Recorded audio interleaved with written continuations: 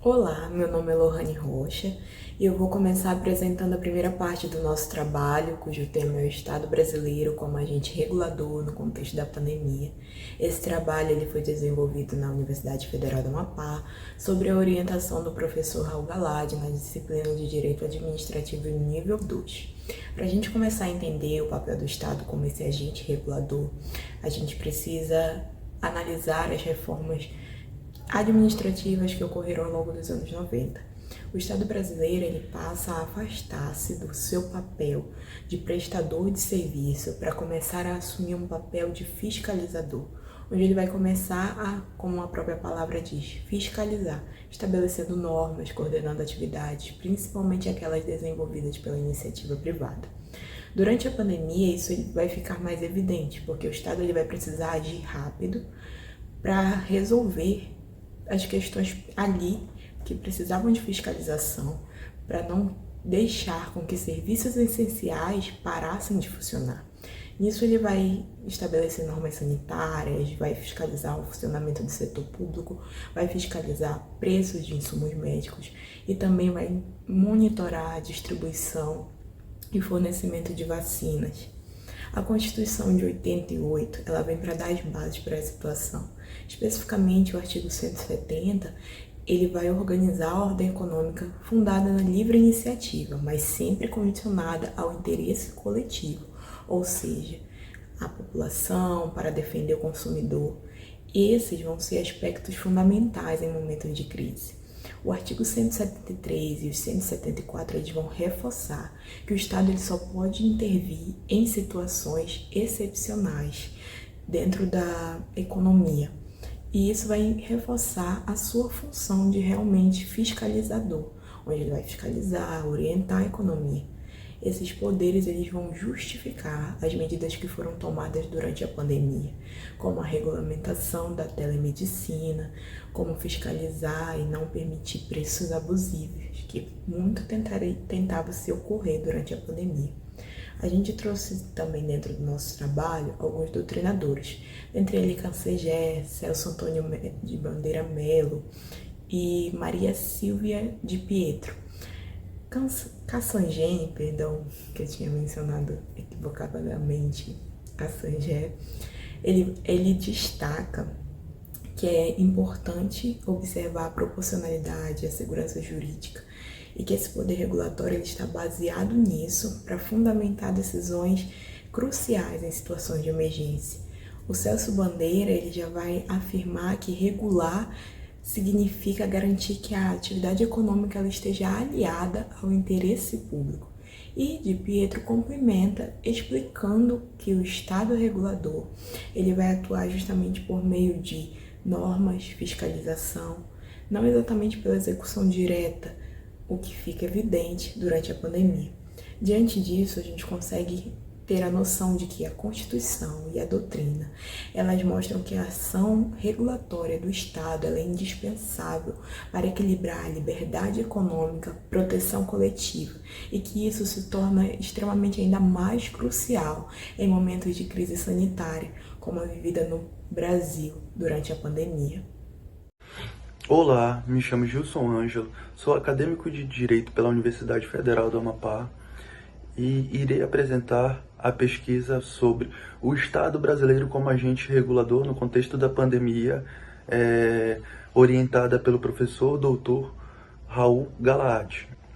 A autonomia das agências reguladoras e o controle judicial no modelo do Estado brasileiro regulador existe um ponto muito delicado, que é como equilibrar a autonomia técnica das agências reguladoras, que são criadas para garantir a estabilidade, especialização e afastamento das pressões políticas. Isso junto com o controle judicial, que deve impedir abusos, ilegalidades e violações a direitos. A Constituição estabelece esse equilíbrio. Pelo artigo 5º, diz que ninguém pode ficar imune ao judiciário. Qualquer lesão ou ameaça a direito poderá ser analisada pelo juiz. E o artigo 37 determina que toda administração pública, incluindo as agências, deve obedecer à legalidade, impessoalidade moralidade, publicidade e eficiência. A doutrina reforça isso. Para os autores como Marçal Justin Filho e Maria Silvia de Pietro, existe uma margem de discricionalidade técnica, que existe certa deferência judicial, né? O juiz ele não deve substituir a análise técnica da agência, apenas intervir quando houver ilegalidade, irracionalidade ou violação do devido processo. Já o Celso Bandeira de Mello é mais rígido. Ele rejeita a ideia da discricionalidade técnica imune e defende um controle judicial mais firme sobre os motivos e finalidade dos atos, para evitar arbitrariedades. O ponto comum entre eles é o judiciário. Ele não decide no lugar da agência, mas verifica se ela agiu com a motivação adequada, respeito à lei e à proporcionalidade. Isso, as agências reguladoras elas possuem autonomia técnica, mas não podem atuar como poder concedente. E isso não sou eu quem está falando. É um julgado do STF, que é o recurso extraordinário 1132697, que diz isso. Já o STF tem o mesmo entendimento. Na RESP 2035645, analisou a resolução da Anvisa que restringia as promoções de produtos farmacêuticos. O tribunal afirmou que as agências podem regular para executar a lei, mas não podem criar novas obrigações ou contrariar normas legais. Quando isso acontece, o controle judicial pode invalidar esses excessos. O acórdão ainda destaca a importância do diálogo institucional entre a agência, executivo e legislativo, mostrando que o judiciário não destrói a regulação, ele aperfeiçoa. No fim das contas, o que se observa é que as agências têm autonomia para decisões técnicas, o judiciário controla a legalidade, a motivação e os limites da atuação regulatória, e nem o ativismo judicial substituindo especialistas, nem independência absoluta que gere arbitrariedade. Isso, o equilíbrio entre a autonomia e o controle é essencial para garantir a segurança jurídica, qualidade regulatória e proteção do interesse público.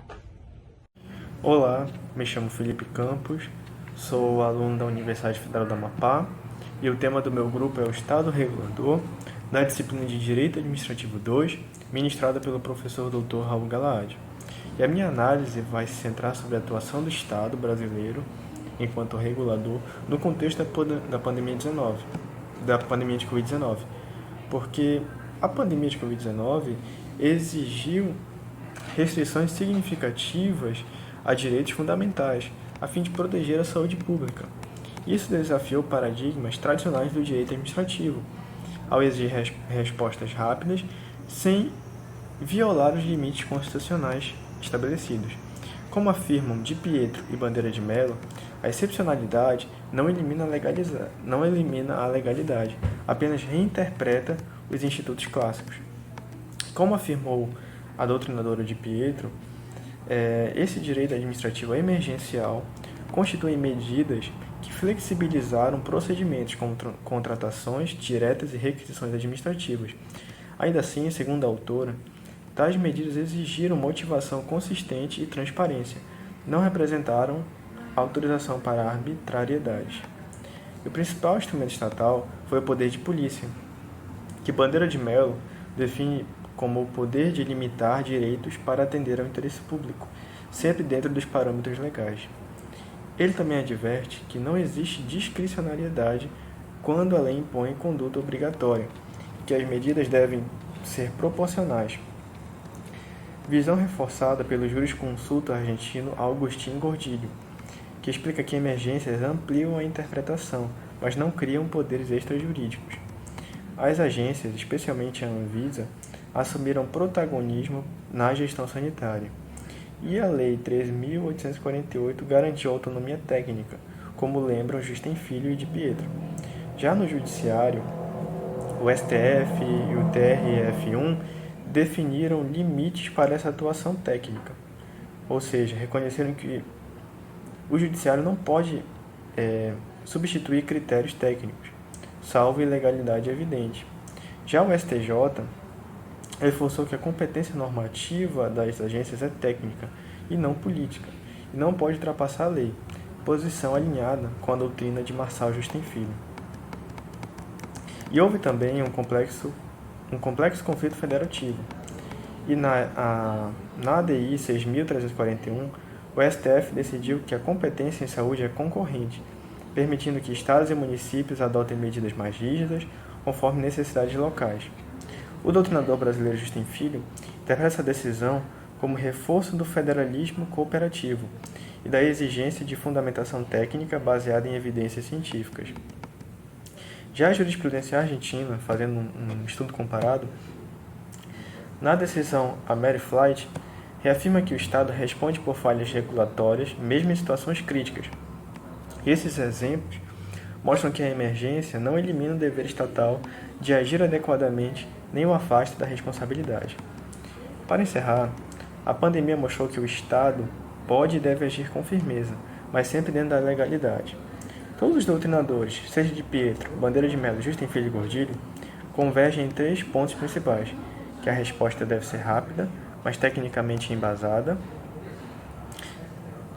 que as restrições nas medidas excepcionais devem ser proporcionais e que, mesmo em grandes crises, o Estado de Direito permanece com seus deveres, responsabilidades e controles. Olá, eu me chamo Hilary França Moraes, acadêmica de Direito da Universidade Federal do Amapá. Estarei apresentando o trabalho de Direito Administrativo orientado pelo professor Raul Galaad. Chegando ao final de nossa análise, a principal conclusão é que a transição do Estado brasileiro de interventor direto para a figura do Estado regulador não representa um recuo do poder público, mas sim uma reconfiguração estratégica de sua atuação. A regulação é um instrumento contemporâneo e indispensável para compatibilizar a livre iniciativa com a supremacia do interesse público e a garantia de direitos fundamentais. Demonstramos que as agências reguladoras são um centro desse novo arranjo, dotadas da necessária autonomia técnica para arbitrar setores de alta complexidade. Entretanto, a pesquisa, ao dialogar com a doutrina nacional, como o de Pietro, Justin Filho e Bandeira de Mello, e a jurisprudência consolidada do STF e do STJ, revelou o limite crucial dessa autonomia. Expertise técnica não imuniza os atos regulatórios do controle de legalidade. Exemplo, o caso da Anvisa que citamos é paradigmático. Ele reforça que o poder normativo das agências é secundário, devendo obediência às balizas legislativas, sob pena de ocorrer em déficit democrático e insegurança jurídica. A crise sanitária do Covid-19 surgiu como teste definitivo para a maturidade do nosso modelo. O surgimento do direito administrativo de emergência exigiu celeridade e vigor do exercício do poder de polícia. Contudo, a nossa análise comparada, notadamente com a doutrina argentina e precedentes estrangeiros, reforçou um princípio fundamental: a emergência não suspende o Estado de Direito. A proporcionalidade nas restrições e a responsabilidade civil do Estado por falhas regulatórias permanecem como garantias inafastáveis. Nesse contexto, a atuação do Poder Judiciário deixa a definição do federalismo sanitário até o controle de abusos regulatórios demonstrou ser o fiel da balança. E as cortes superiores apontam para um controle que é deferente quanto ao mérito administrativo, mais rigoroso quanto à legalidade e à competência. E concluímos, portanto, que o desafio central do Estado brasileiro, como agente regulador, reside na manutenção de um equilíbrio dinâmico. É imperativo garantir às agências a estabilidade para planejar a longo prazo e atrair investimentos, mas sem permitir a captura pelo poder econômico ou descolamento das finalidades sociais da Constituição. A regulação eficiente, em última análise, não é um fim em si mesmo, mas um meio para um fim maior: assegurar que o desenvolvimento econômico se traduza em bem-estar social, continuidade dos serviços públicos e redução das desigualdades, reafirmando nosso compromisso com a justiça e a dignidade da pessoa humana.